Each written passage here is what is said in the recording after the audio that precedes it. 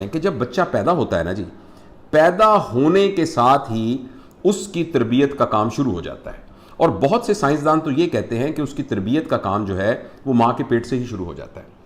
اور انہوں نے بہت سارے ایکسپیریمنٹس کیے.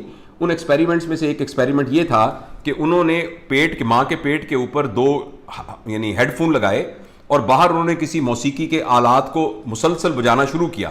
یعنی جب ماں جو 3 مہینے کی پریگننٹ تھی، جب وہ بچہ پیدا ہوا تو فرض کریں وہ گٹار بجانے کا وہ ہنر تھا، تو باقی لوگوں کی نسبت اس بچے نے جب وہ 1.25 سال کا تھا گٹار بجانا سیکھ لیا، جبکہ یہ بالکل ناممکن تھا کیونکہ اس بچے کو کنٹینیوس جو ہے وہ. اسی طریقے سے ہمارے ایک دوست کسی نے بتایا کہ انہوں نے یہ تجربہ امریکہ میں کیا کہ انہوں نے اپنی اہلیہ، یہ مجھے خود ڈائریکٹ دوست نے بتایا کہ اپنی اہلیہ کو انہوں نے جب وہ پریگننٹ تھیں تو مسلسل قرآن کے وہ ہیڈ فون لگانے گئے اور ان کا بچے نے 3 سال کی عمر میں حفظ کر لیا. تو یہ انہوں نے کہا کہ یہ میرے ساتھ خود ہوا ہے یہ واقعہ، کہ میں اس بات کا شاہد ہوں. تو یعنی کہنے کا مطلب یہ ہے کہ ابھی بچہ اس دنیا میں آنکھ بھی نہیں کھولتا تو اس کی تربیت کا نظام شروع ہو جاتا ہے. اور دوسری بڑی اہم بات میں عرض کرنا چاہتا ہوں کہ انسانوں اور انسان کے علاوہ جتنے اور ذی روح ہیں ان میں اور انسانوں میں بنیادی فرق یہ ہے کہ تمام ذی روح سب کچھ سیکھ کر اس دنیا میں پیدا ہوتے ہیں. یعنی ان کا جو پوٹینشیل ہے، وہ جو انہوں نے بننا ہے وہ ڈٹرمنڈ ہوتا ہے آلریڈی. گھوڑا جو ہے وہ کتنے عرصے کے بعد وہ ریپروڈکشن کی فیز میں جائے گا، کب وہ مرے گا، یہ سارا کا سارا ڈٹرمن ہے. کتنا تیز بھاگ سکے گا، اس کے مسل کتنے مضبوط ہوں گے، یہ ڈٹرمنڈ ہے. آپ حیران ہوں گے کہ بکری کا بچہ جب پیدا ہوتا ہے تو پیدا ہونے کے 4 گھنٹے کے بعد بھاگنا شروع کر دیتا ہے، جبکہ انسان کا بچہ پیدا ہونے سے 1.5 سال تک اپنے پیروں پر کھڑا ہونے کے قابل نہیں ہوتا. کتنی حیرانی کی بات ہے. یہ اس لیے کہ جانور نے جو کچھ بننا ہے وہ آلریڈی ڈٹرمنڈ ہے، لیکن انسان کے بچے نے جو کچھ بھی بننا ہے وہ سارا کا سارا اس کی تربیت سے جڑا ہوا ہے. اس نے بولنا بھی سیکھنا ہے، اس نے چلنا بھی سیکھنا ہے. دیکھیں بکری کا بچہ پیدا ہوتے ہی وہ لینگویج ماں کی بولتا ہے، وہ میں کرنا شروع کر دیتا ہے. لیکن انسان کے بچے کو بابا ماما کہنے میں سال لگتا ہے، اس لیے کہ بچے نے ہر چیز سیکھنی ہے. لہٰذا جو ہی بچہ اس دنیا میں آنکھیں کھولتا ہے تو اس کے سیکھنے کا عمل شروع ہو جاتا ہے. اور اس سیکھنے کے عمل میں جو سب سے بڑا ریفرنس ہے وہ اس کی ماں ہوتی ہے. کبھی آپ نوزائیدہ بچے کو دیکھیں، اس بچے کو کوئی بھی ان یوزول سرکمسٹانسز ہوتے ہیں تو وہ اپنی ماں کی طرف دیکھتا ہے ہمیشہ. اب کبھی نوٹ کیجئے گا، چھوٹا سا بچہ وہ ہمیشہ اپنی ماں کی طرف دیکھتا ہے اور اس کی ماں میں وہ اپروول یا ڈس اپروول تلاش کرنے کی کوشش کرتا ہے. اگر ماں کی آنکھوں میں اس بارے میں اپروول ہو تو بچہ اس کو پازیٹیو کے طور پہ رجسٹر کر لیتا ہے، اگر وہ ڈس اپروول ہو تو وہ اس کو نیگیٹو کے طور پہ کرتا ہے. اس طرح بچہ اپنے تجربات کو حاصل کرتا رہتا ہے.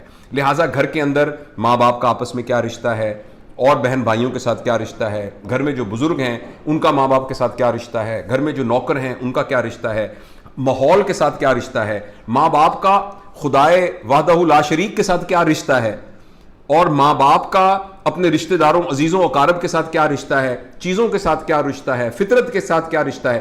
ان تمام رشتوں کی ڈیمونسٹریشن جو اس کے ارد گرد لوگ دیتے ہیں تو اس کی وجہ سے بچے کے کردار کی ایک تشکیل ہونا شروع ہو جاتی ہے.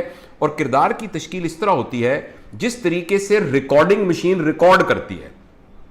جس طریقے بچہ، ہمارے ایک دوست یہ کہتے ہیں کہ بچہ پہلے 7 سال تک صرف ایک ٹیپ ریکارڈر ہوتا ہے، یعنی وہ ریکارڈ کرتا رہتا ہے. اس کا اپنا کانشیس مائنڈ، انالیٹک مائنڈ نہیں ڈیولپ ہو رہا ہوتا، وہ صرف ریکارڈنگ مشین، وہ ڈیٹا اکٹھا کر رہا ہوتا ہے. تو لہٰذا اگر کوئی خوش قسمت بچہ جس کو زبردست قسم کے ماں باپ، زبردست قسم کا ماحول، گھر کے اندر ایک خاندان کی وحدت، ایک معاشرے کے اندر ایک زبردست قسم کا اس کو ماحول مل جائے تو اس بچے کے اندر تمام چیزیں پازیٹیو ریکارڈ ہونا شروع ہو جاتی ہیں. اور ہمارے معاشرے میں یہ ہوا کرتا تھا. ہمارے معاشرے میں دادا ہوتے تھے، دادی ہوتی تھیں. مجھے اچھی طرح یاد ہے میری نانا جو ہے وہ رضائی میں ہم سب کو گھسا کے ہر روز ایک ہی کہانی سنایا کرتی تھی جن کی، مگر ہر اس ایک ہی کہانی میں سے ہر روز ایک نیا سبق ہم سیکھتے تھے. حالانکہ کہانی ایک ہی تھی، ہمیں پہلے پتا ہوتا تھا کہ اینڈ میں جن مرے گا یا جن نہیں مرے گا، لیکن اس میں سے سبق ہر دفعہ ایک الگ نکلا کرتا تھا. اچھا، اب یہ والا تربیت کا سب سے بڑا انسٹیٹیوشن تھا خاندان. یہ تربیت کا سب سے بڑا انسٹیٹیوشن تھا. کیوں؟ اچھا، اس کے بعد یہ ہے، پھر یہ تھا کہ اس تربیت کے نظام کے بعد پھر وہ اسکولوں میں جاتے تھے، یعنی وہ آپ لوگوں کے پاس آتے تھے. اچھا، پہلے ان کی ایک بنیاد بنی ہوتی تھی جس میں صحیح کیا ہے، غلط کیا ہے، اچھا کیا ہے، برا کیا ہے، رشتہ کیسے نبھایا جاتا ہے، رشتہ کیسے توڑا جاتا ہے، جو دین کی بیسک انڈرسٹینڈنگ ہے وہ ساری. اس کے بعد وہ اساتذہ کے پاس آتے تھے اور اساتذہ پھر آگے ان کو ٹیک اوور کرتے تھے. دیکھیں جو بنیادی چیز بنتی ہے وہ 7 سال کی عمر میں بن جاتی ہے.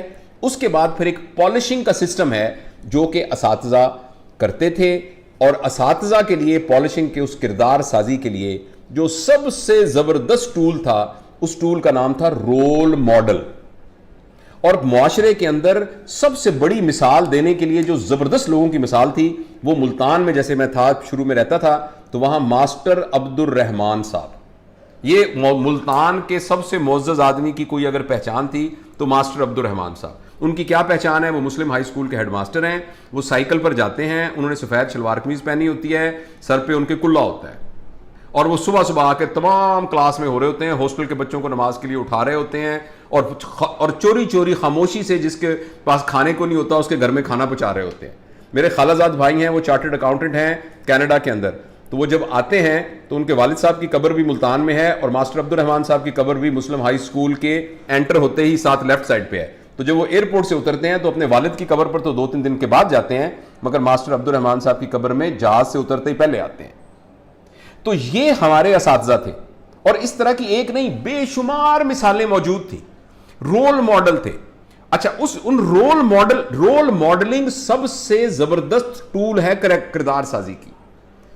کردار سازی کے لیے جتنے بھی آپ ایکسرسائزز بتائیں, ٹیکنیکس بتائیں, لوگوں کو کہانیاں سنائیں, لوگ کہیں اینیمیشن کے ذریعے ہم ان کو پڑھائیں گے, ان کو ہم قصے سنائیں گے, ہم ان کو اس طرح کے ماحول میں لے کے جائیں گے, مگر ان سب سے زیادہ جو پاورفل ٹول کردار سازی کا ہے وہ رول ماڈلنگ ہے. لوگوں کو نظر آ رہا ہو کہ سچا آدمی کون ہوتا ہے, لوگوں کو مجسم نظر, اور یہی نبی پاک صلی اللہ علیہ وآلہ وسلم کی تربیت کا مرکزی پوائنٹ تھا کہ نبی کریم صلی اللہ علیہ وآلہ وسلم کی اپنی زندگی ایک نمونہ تھی. پھر نبی کریم صلی اللہ علیہ وسلم کی تربیت یافتہ جہاں جاتے تھے وہ جا کے کوئی لمبی تقریریں تھوڑی کرتے تھے.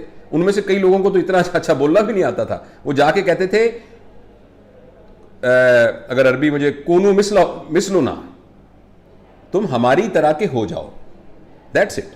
کہتے ہیں انڈونیشیا میں جب تاجر گئے ہیں تو جا کے انہوں نے کہا تم ہماری طرح کے ہو جاؤ, اور لوگوں نے کہا اگر آپ کی طرح کا ہونا ہے, یہ آپ کی طرح تو ہونا بہت اچھا ہے. تو جیسے میں آپ عرض کر رہا تھا کہ جب بچہ پھر اسکول میں آتا تھا تو اسکول کے اندر ایک رول ماڈلنگ کا سسٹم تھا, اور اس رول ماڈلنگ کے سلسلے کے اندر جو بچہ آتا تھا اس کو ہم تعلیم یافتہ کہتے تھے.